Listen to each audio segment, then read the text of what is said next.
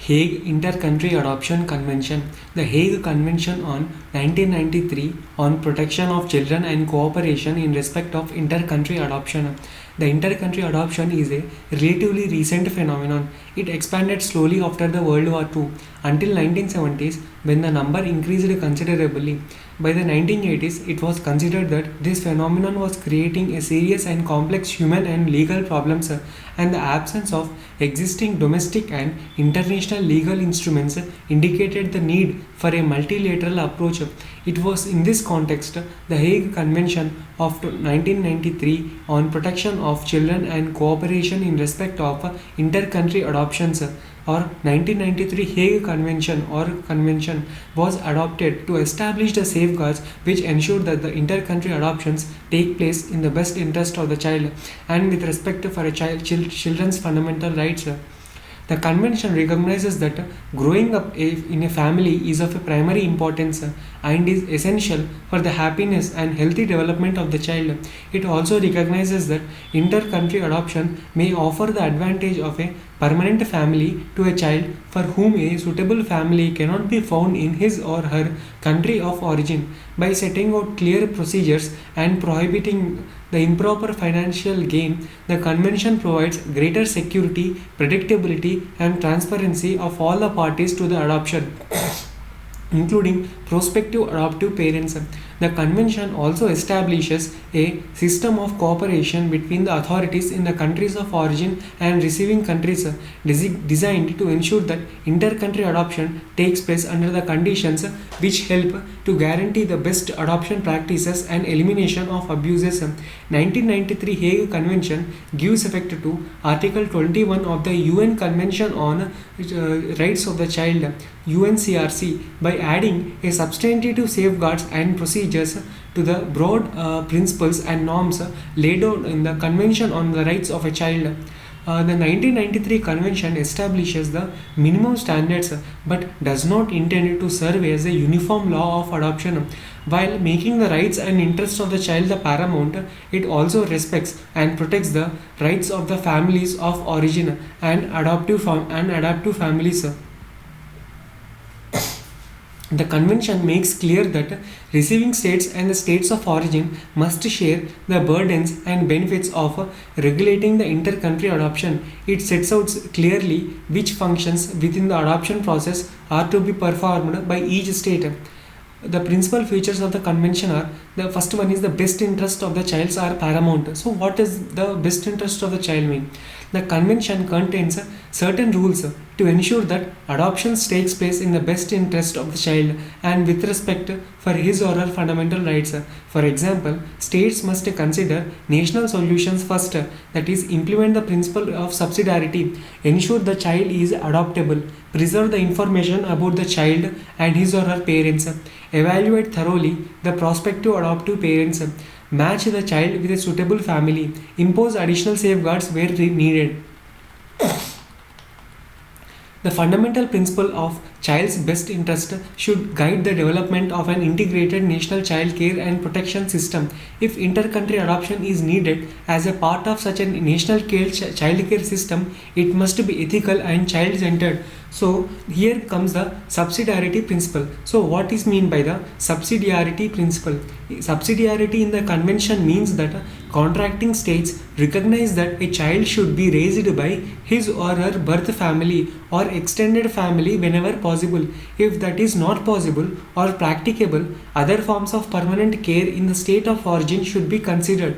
Only after the due consideration has been given to the national solutions should inter-country adoption be considered, and then only if it is in the child's best interest.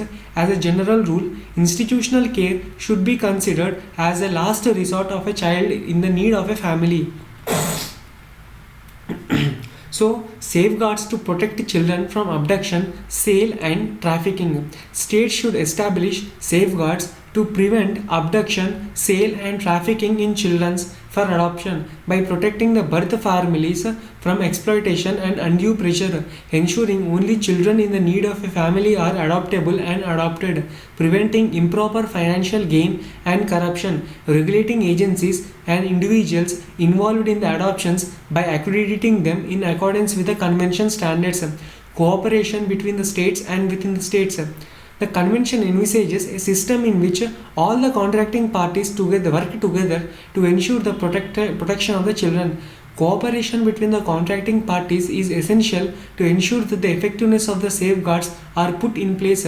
In practice, this principle is implemented first through the international cooperation between the central authorities and between other public authorities and accredited bodies performing the functions of the central authorities, and second, through intra-state cooperation between the authorities and agencies regarding the convention's procedures, and third, through the cooperation to prevent abuses and avoidance of the convention. Automatic recognition of adoption decisions. The 1993 Hague Convention achieved a major breakthrough in establishing a system of automatic recognition of adoptions made in accordance with the convention. Every adoption, whether a simple or full adoption, which is certified to be made in accordance with the convention procedures, is recognized by operation of law in all the contracting states. In other words, convention gives immediate certainty to the status of the child and eliminates the need for a procedure for recognition of orders or readoption in the receiving state. Competent authorities. So competent authorities, central authorities and accredited bodies. So what are these? The convention requires that only competent authorities should perform the convention functions. Competent authorities may be central authorities, public authorities, including the judicial or administrative authorities, and accredited bodies.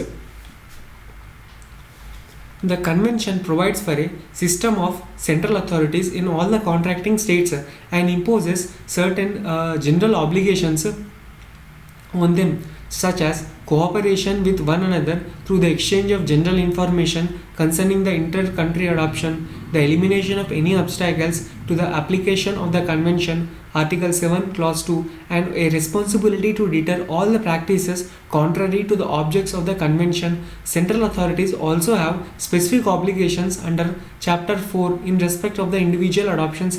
The accredited bodies may perform some of the functions of the central authorities. The process of accreditation of the bodies is one of the convention's safeguard to protect the children in adoption. Any private adoption body or agency must be accountable to supervise a or accrediting authority. They must play an effective role in upholding the principles of the convention and preventing the illegal and improper practices in adoption if accredited bodies are to be used. Convention sets out a regulatory framework of minimum standards for their operations in Article 10, 11 and 32. Additional standards may be imposed by the contracting parties. Guides to good practices for 1993 Hague inter-country adoption. See, in a short notes we can see it as the implementation on the operation of 1993 Hague inter-country adoptions, a guide to good practice, that is also there, and also Guide number 2, Accreditation and Adoption of Accredited Bodies, General Principles and Guide to Good Practices. Inter-Country Adoption Technical Assistance Program ICATAP is also being held. So ICATAP, the Inter-Country Adoption on Technical Assistance. So that is also held. Technical Assistance Program is also held. So the related information regarding the Hague Convention website inter-country adoption can be seen in the Hague Conference website. Contains the following information about the status of the 1993 convention and the contact details of the central authorities. For this and much more information about the 1993 Hague Convention, see www.hcch.net. Thank you.